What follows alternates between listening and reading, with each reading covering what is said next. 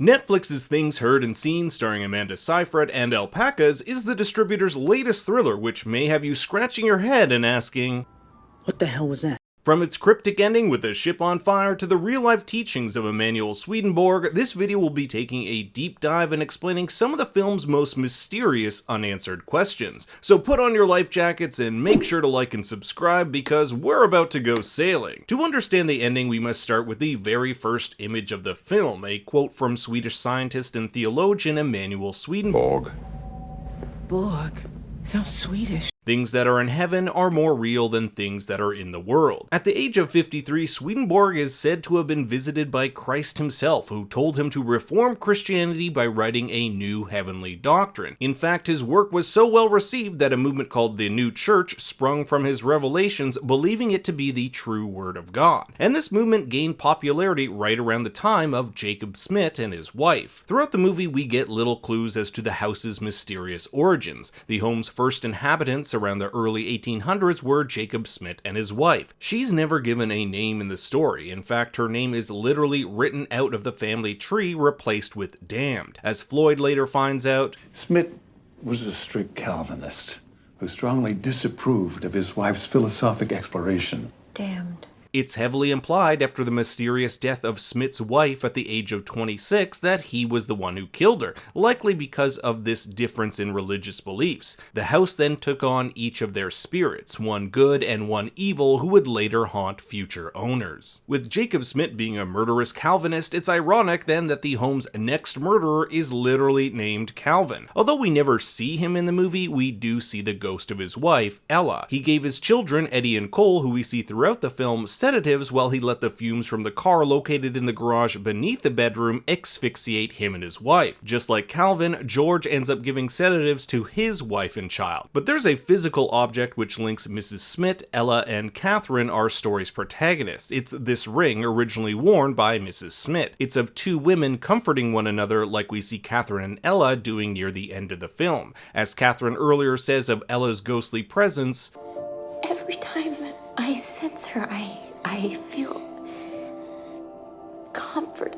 Ella is an angel guiding Catherine to heaven. Some religions call them guardian angels. Catherine's full name, Catherine Clare, literally means pure and clear from Greek and French respectively. Catherine will become such an angel too, to help guide the next poor woman to take up residence in this damned home. It's ironic then that the art piece we first see her restoring is that of an angel. She also drops the ring as she dies, ready for it to be passed on to someone new. These angels do not live in heaven or hell, but in between to help guide. The world of spirits is not heaven nor hell, but a state between the two. But just as there are angels, there are demons. The spirit of Calvin is able to easily manipulate George because An evil spirit will only commune with an evil doer. George is evil. He forged a recommendation to get a job teaching college, he cheats on his wife, and will even go on to commit murder twice. He also claimed the paintings of his dead cousins as his own, which will later see him hang in Floyd's office, which he also took over. This is a guy who read his dead cousin's diary over and over again. Kinda creepy. Notice here how he's already gotten rid of Floyd's model sailing boats. Speaking of which, the Lost Horizon is the boat George inherited from this cousin, which he ironically sails in at the end of the film. A boat which will spontaneously combust in flames as George makes his descent into hell. As the camera pans out, it's revealed to be a painting, one eerily similar to George Inness's The Valley of the Shadow of Death, which we see on the cover of Swedenborg's book, Heaven and the World of Spirits and Hell. George Inness was inspired by Swedenborg. As Floyd says, He keenly understood that everything in the natural world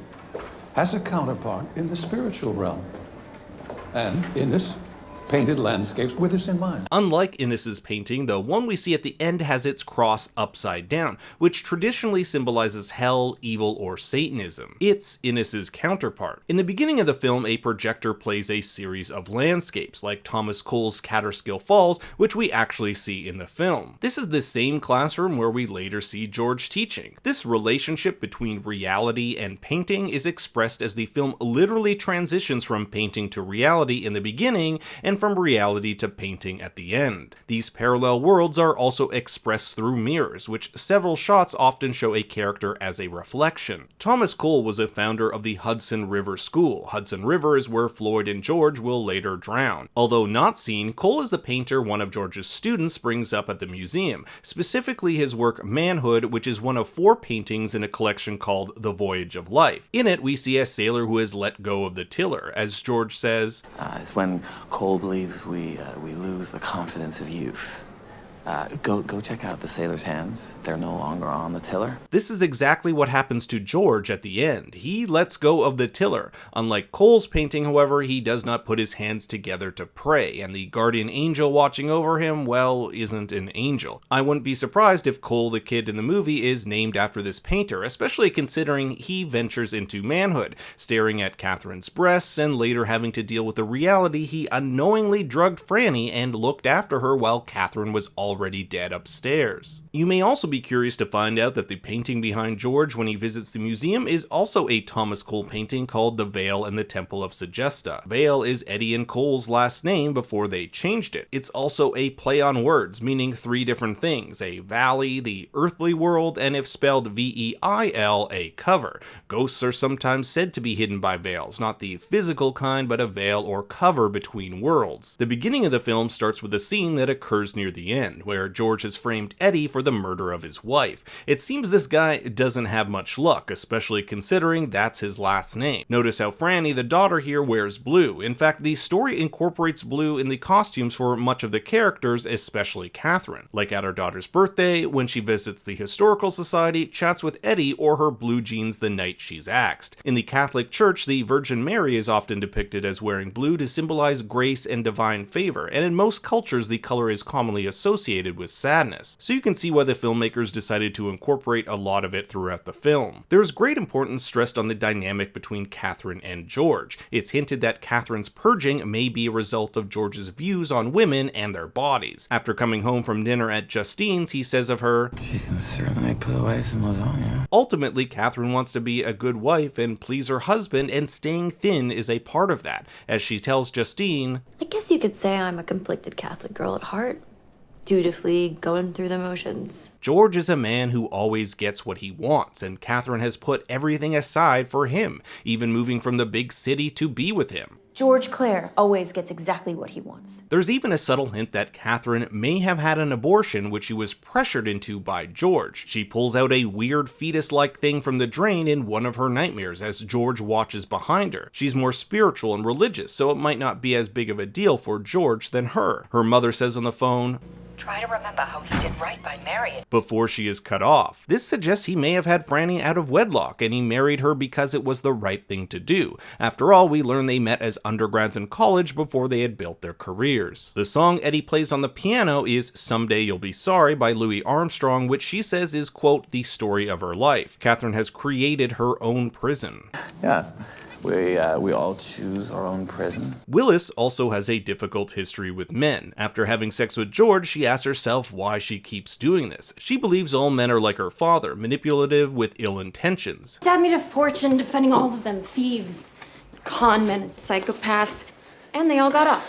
Because that's the way the world works for men. There seems to be no justice for the women in this film, their histories literally erased by powerful, manipulative men. It's ironic then that a woman named Justine is the one to deliver justice to George. You may have also heard Mozart's Lacrimosa play shortly before Catherine's death. This is the piece of music she finds under the piano when she first arrives at the home. Mozart died while composing this piece, which was originally commissioned to commemorate Count von Walseg's dead wife on the anniversary of her death. This foreshadowing is also echoed through the use of animals. A vulture-like bird is seen on the top of her chimney, and the night before her murder, a raven smashes through her window, both creatures synonymous with death. Although the film does end quite tragically, there is a glimmer of hope as the voiceover exclaims evil like George never wins, and that Catherine's death does not mean she's gone. Her spirit still lives on.